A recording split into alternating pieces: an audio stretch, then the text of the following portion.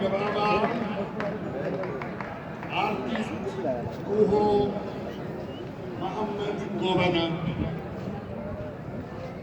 Abbootii aartii fi qabsoo Oromoo hangafoota keessaa tokko kan ta'e Artist Nuhoo Gobanaa, abbaa isaa obbo Muhammad Gobanaa fi haadha isaa aadde Faatumaa Adamirraa godina Harargee Bahaa aanaa Jaarsoo naannoo Laga Bitee ganda Odaa Muudaa jedhamu keessatti akka lakkoofsa biyyaa bara 1946 dhalate.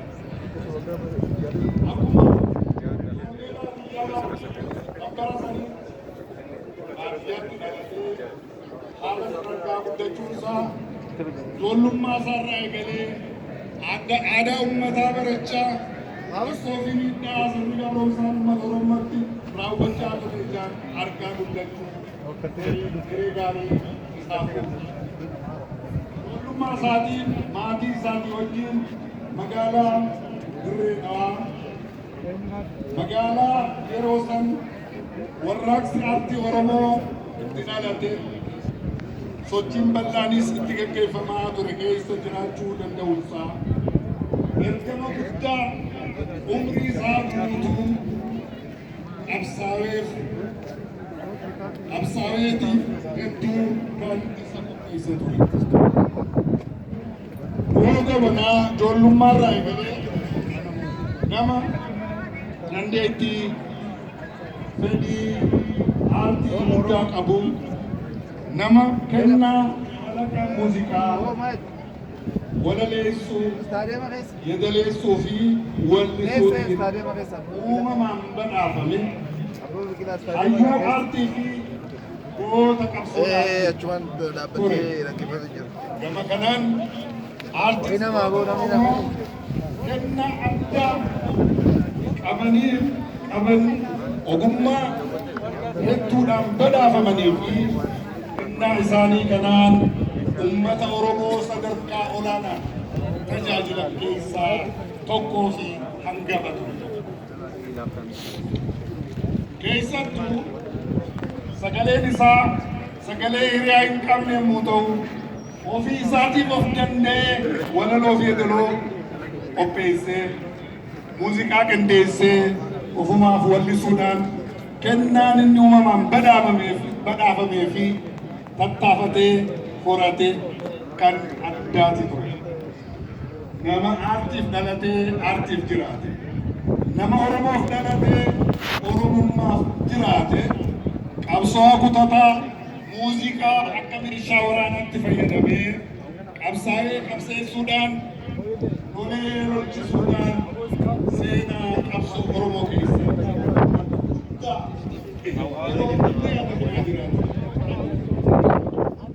artistii jaalatamaa fi qabsaa'aa gootichi Nuhoo Gobanaa hojii aartii ijoollummaa isaatiin magaalaa Dirree Dhawaa keessatti kan jalqabe yommuu ta'u, yeroo sanis hojiilee aartii uummataaf dhiyeessaa tureen jaalatamaa ta'ee guddadhu jabaadhu jedhamee manguddootaan eebbifamaa uummataanis faarfamaa nama turedha. Ijoollummaa isaatiin fedhii aartiif qabuun nama ofii barsiise, nama meeshaalee muuziqaa gitaara gosa meenuu beezii fi liid kiiboordii fi meeshaalee muuziqaa adda addaa barsiisaa malee ofii barsiisuudhaan muuziqeessaa fi qindeessaa muuziqaa jabaa ta'ee addunyaa irratti sagalee Oromoo ta'ee guddate ambaasaadara Oromoo hayyuu aartii muuziqaa isaa ture. Nuhoon cunqursaa fi ajajaa mootummoonni daran Oromoo irratti raawwachaa ture.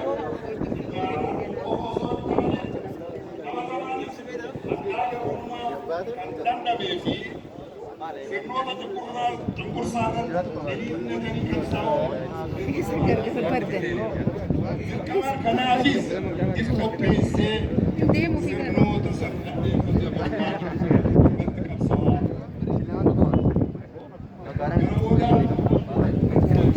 sagantaa kuusuu keessaan sirni darbii uummata keenya irratti raawwachaa ture yeroo cimaa deemu dargaggoota Oromoo biyyaa baqatanii godaanuuf dirqaman hedduu keessaa tokko ta'uudhaan gara Jibuutii baqatee jireenya baqattummaa bara dheeraa kanaas achitti jalqabe.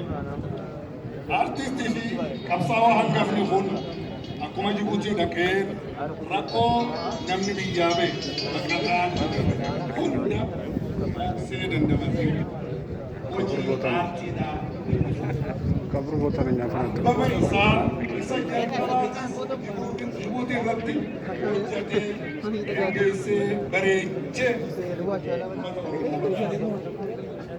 sagantaa adda addaa irratti argamuu fi akkuma haalli mijaa'etti baqattoota bohaarsaa hunda birattis afaanii fi aartii keenya mul'isaa hojjechuus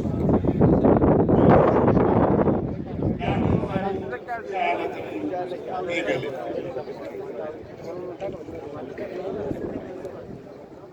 Waggoota amma tokko Jibuutii akka ture booda gara Yaman tarkaanfatee achumaan Saawudii Arabiyaa seenuudhaan Saawudii keessa jiraachuu hojjechuus jalqabe.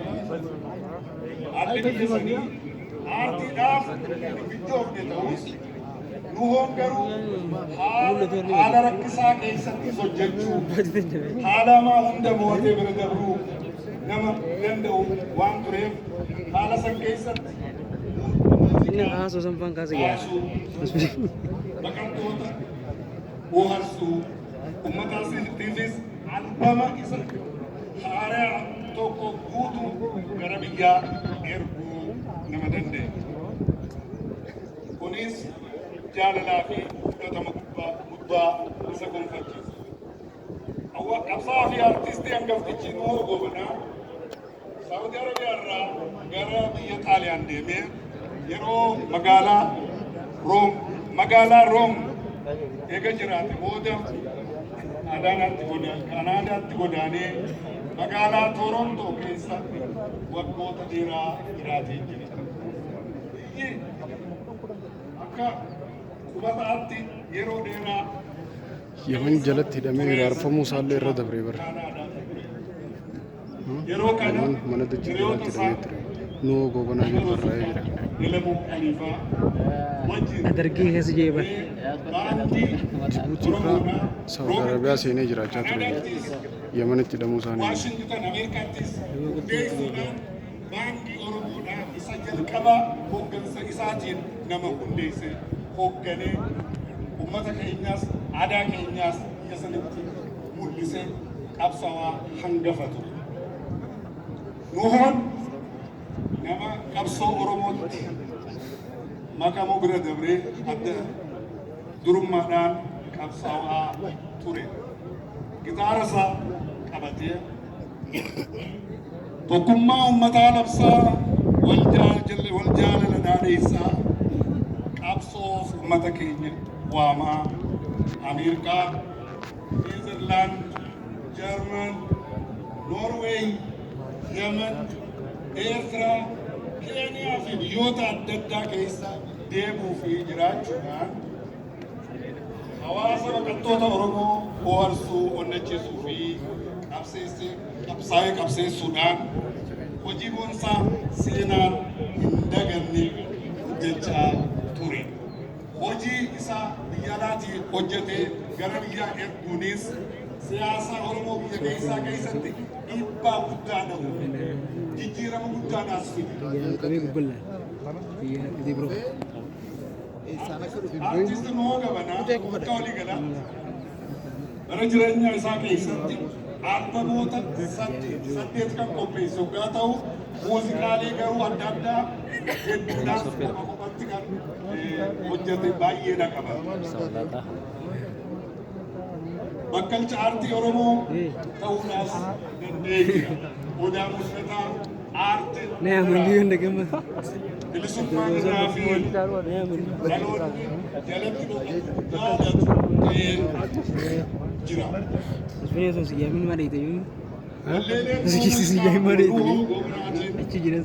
Hindaanii dhiyaatan halluu bareedaa fi yeedaloo miidhagaa wallifaman hindawan dhiyaataniif dhageeffachuus deddeebi'anii dhageeffachuudhaan dhageeffachuu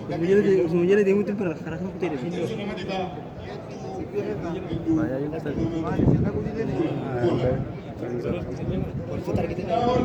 qabiyyeen walleelee Nuhoo Gobanaa mirga haqaa fi bilisummaa irratti kan xiyyeeffatan gabrummaa kan balaaleffatan uummata Oromoo qabsoodhaaf kan kakaasan jiruu fi jireenya uummata keenyaa jaalala walqixxummaa tokkummaa irratti kan xiyyeeffatan waan warri daawwitu hin zazzabu ajaa'ibe albamoota hedduu inni baase keessaa albama sadaffaa yaa galaana jiru albama afuraffaa har'a guyyaan albama jaaffaa tokkummaa fi markabatoo akka fakkeenyaatti kaasuu ni danda'ama. Walleen tokkummaa Oromoo irratti xiyyeeffatee tokkummaa yaa ilmaan Oromoo tokkummaa jedhee waggaa 30 dura wallise. Oromoo biratti akka sirbaa akka walleedhaa osoo hin taane akka faaruu biyyaatti Oromoo biratti fudhatamee jaalatamee miira qabsoo ol kakaasuudhaan uummata keenya biratti fudhatama guddaa argate.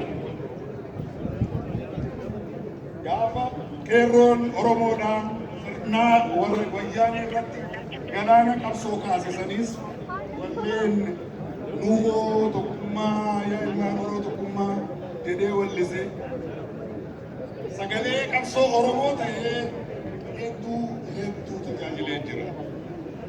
Akkasumas isin waan taarmee jechuudhaan diiyaasporaan Oromoodhaa uummata isaa naannoo isaa biyya isaa akka yaadatu akka tajaajilu akka gargaaru akka guddisu waamicha dhiyeessuudhaan ergaan inni dabarsee yeroo hunda yaadatamaa jiraatu. Waliigalatti artiist beekamaa jaalatamaa fi qabsaa'aan Nuhoo Gobanaa nama jireenya dhuunfaa fi maatii isaa digatee osoo yeroo tokko hin tasgabbaa'in bilisummaa, walqixxummaa, haqaa fi jireenya gaarii uummata Oromootiif halkanii guyyaa hojjete sagalee Oromoo ta'ee nama bara ukkaammamaa hunda sagalee keenya addunyaa irratti dhageessise. Afaan aadaa fi aartii Oromoo guddisuu keessattis gahee abbaa fedhan bakka hin buufanne nama raawwate ta'uu isaatiin seenaa keessatti bara baraan yaadatama.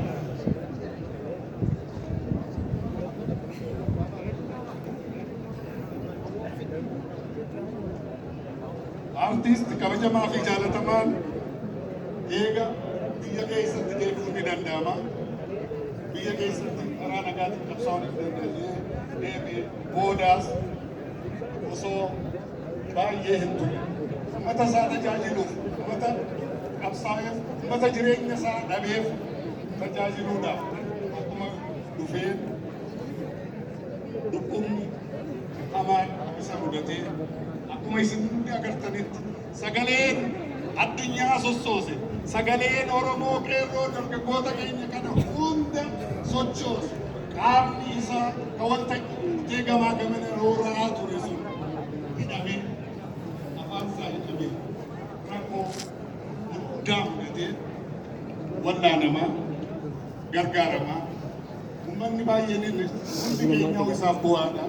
Innis yeroo nu arge bu'aadha yeroo dheeraa yeroo hadhaawaa eega dabarse booda amajjii 11 bara 2014 umrii waggaa 68tti boqotee gara akiraa deemee jira. Odaa guddaatu jige. Oromoon ilma isaa guddoodha dhabde. Nama jireenya kanaa keessatti guddina aartii dhaasaa keessatti urjii bakka isa guddaa ta'e uummata tajaajile dhabe. Nuhoon jireenya isaa keessatti ijoollee 7 horatee jira. Isaan keessaa ammas Adaamaa haadha warraa isaa addee malee alii fi ijoollee isaa sadii mana duwwaa isee deemee jira. Kanaas akka qalbeeffannoo adda baraa. Artist Nuhoo Gobanaa uummata fi jaalachuun waan itti amananiif kutatanii qabsaa'uun maal akka ta'e itti kan agarsiise qabsaa'aa baree osoo hin taane umrii isaa guutuu osoo yaadamoo jedhee uummata keessa osoo qabsuuf kakaasuuf jireenya isaa addunyaarraa fixatee nama deemaa hojii isaa hojjetee bara baraan jaalatamaati jiru. Nuyis ummata galata isaa hin raanfanne warra maatii isaa qananiisee jiraachisuu akka taanu rabbi akka nu gargaaru rabbi kadhata. Nuhoon sodaa guddaan jigee jira maatii isaa firootaa fi jaalattoota isaa hundaaf walumaa galatti ummata Oromoo maraaf jabina hawwina. Rabbi sirrii nu haa kennu, rabbi nu haa jajjabeessu. Nuhoon hin duune nama du'u miti. Ruhii isaa deemu malee hojiin isaa hin deemu. Hojii bara baraan siidaa isaa ta'e mul'atu qaba. Artistoota keenya warra jiran kana kunoo akkuma meeqaan lakkaa'aman horatee jira. Abbaa artii osoo taane abbaa artistootaati, abbaa qabsaa'otaati, abbaa injifannoo arrabni jiraates kunootee seenaa keessatti yeroo hunda yaadatamaa ta'e jiraata. Rabbi jannataan isaa kana neessu.